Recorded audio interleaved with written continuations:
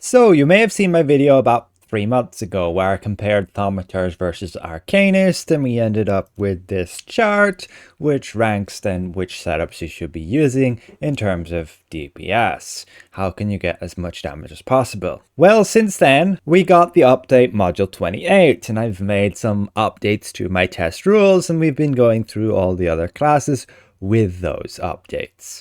So we have to do that now for Wizard, and I pretty much just went and retested like the top 3 setups you would mainly use. And this is where we're at. Wizard gets nearly 1.5 million DPS with this particular setup, again with these module 28 updates getting pretty much the celestial enchants and a bit more item level. I do follow these exact test rules for all the other classes so we can compare exactly the damage outputs for those. Keep in mind this is all single target damage focused, where you're against one enemy. Classes will do dramatically different damage when you're against multiple enemies. But boss fights is where your damage is most important because you have like DPS checks. You need to deal as much damage as possible in a certain amount of time, otherwise you fail a mechanic and all die. So ultimately for Wizard you can see this is pretty much the best setup right there.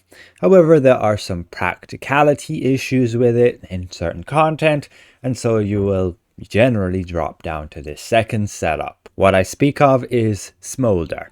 You need a way to trigger it, and there is the option to, yes, use your Scorching Burst to put that on the target. Alternatively, you use Critical Conflagration.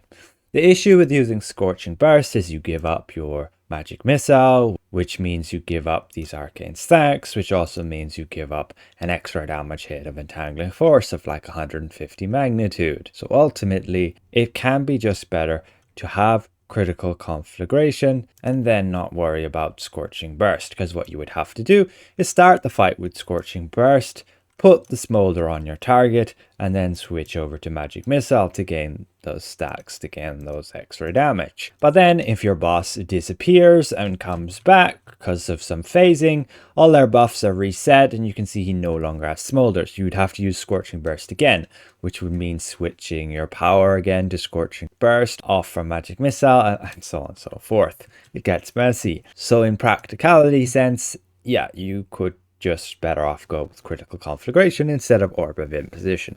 However, if you have 2 wizards in the group, you can have one of them on Critical Conflagration and the other then can use Orb of Imposition, because if there's Smolder on the target already, then the wizards will share that and basically gain their own damage off it. You don't need to then trigger Smolder. You can have it already triggered on the target by somebody else, and then you can create your Rhymefire Smolder, getting all that extra damage. Keep in mind, same story with Swath. You could have the other wizard using that and then use, say, Chilling Presence for a little bit of extra damage boost again. So the main wizard doing all the damage would have this, and the support wizard would have like Critical Conflagration and Swath. Same with the support wizard also using Ray of Enfeeblement. They will lose damage as you see here with the comparison, but that buff then to the main wizard would mean they output more damage again, totaling in more damage for the entire group. So the reliable setup would be just this here, if you don't care to read exactly what is here. And ultimately what is very important is the artifact call rotation.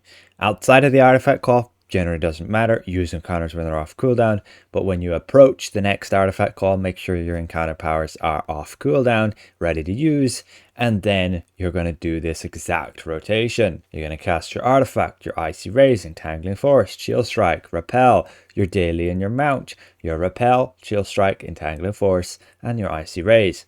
And you need 2 Tactician's Precision in order able to do this. And the Jubilee event will be returning where you can get the Neverwinter hand. And otherwise there's the Demon Wings.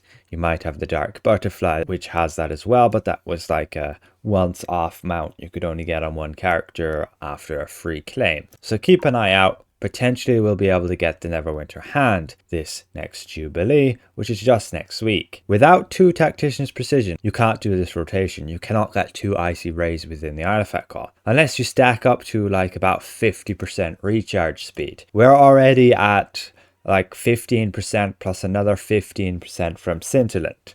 You could potentially get another 15% from Blessed Advantage here, but you need a healer to heal you all the time. Ultimately, let's show you the rotation, the DPS test. You can analyze it for yourself, but again, we start out with that Scorching Burst. We cast it, then an artifact, Icy Rays, Entangling, Chill Strike, Repel, Daily, Mount. You have to be so quick on this. Repel, then it's going to be Chill Strike, Entangling, and Icy Rays.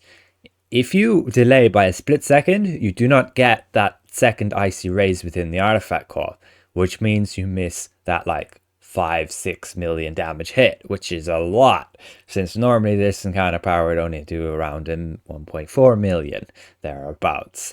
So you're like, yeah, quadrupling the amount of damage that any of your powers can do within the artifact call, and that can get even higher when you're in particularly coordinated and set up groups with all min-maxing the buffs and debuffs you can possibly have from different classes, gear, bonuses like that.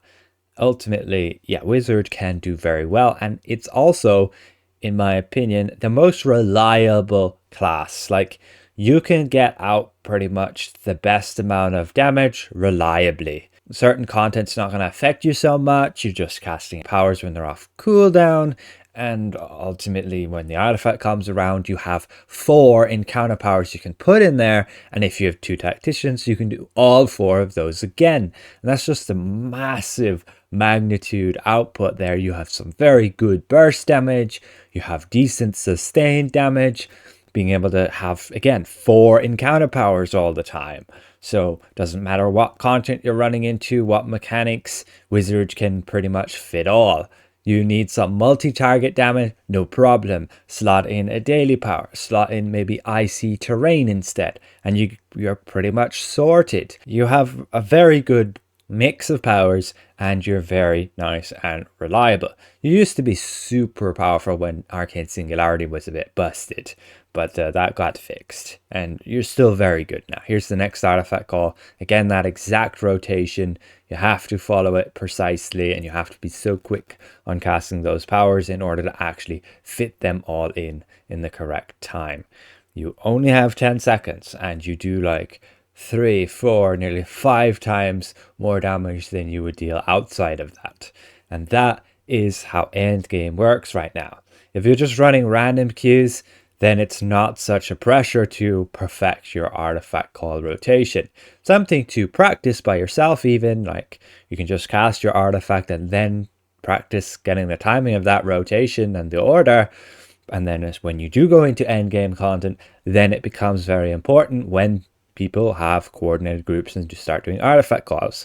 That's what you need to beat master content these days. You have to rely on artifact calls. Without them, you just lose so much damage. Like your entire group will deal like 4 or 5 times less damage, and it's super noticeable. You can't really pass master content without artifact calls in any timely manner. This is the last artifact call. Dismiss the boss, and there's the DPS, nearly 1.5 million. Yes, you may see that Rogue, Bard, Cleric have the potential to do a bit more, to do a bit better, but they require very, very precise timing, particularly on Whisper Knife and Arbiter, and then Bard relies on like chance. You can get unlucky on Bard, and your damage will probably only be like matching a wizard, 1.5 million counter DPS. But you get lucky on the Bard and your DPS can spike up to 1.8 million, 1.9 million. Ultimately, Wizard is just a very solid baseline right now, even with the bit of a nerf they got, particularly to critical conflagration. We're losing that crit severity, and then the fix to Arcane Singularity. With those gone, you're still super solid in single target. That barely affected you, other than having to mix some stats around to be able to make up that crit severity. It's still very doable. I'll make another build, but I did make a module 27 build just here, even with a document, and that's just going to be very similar to my module 28 setup build. But I will make one as there's new gear you might want to switch out, things like that to optimize. Ultimately, I think Wizard is in a very solid position. Other classes do have the potential to output a bit more damage, but they require a lot more timing, a lot more like practice, and even just like luck. So they're like have a chance to get a better damage, but not really reliably all the time. A good wizard can still do super well. My opinion is that it doesn't really need any updates. It's very solid where it is. So thank you for watching. A special thank you to all of these channel members for their added support, and we'll see you guys around. Goodbye for now.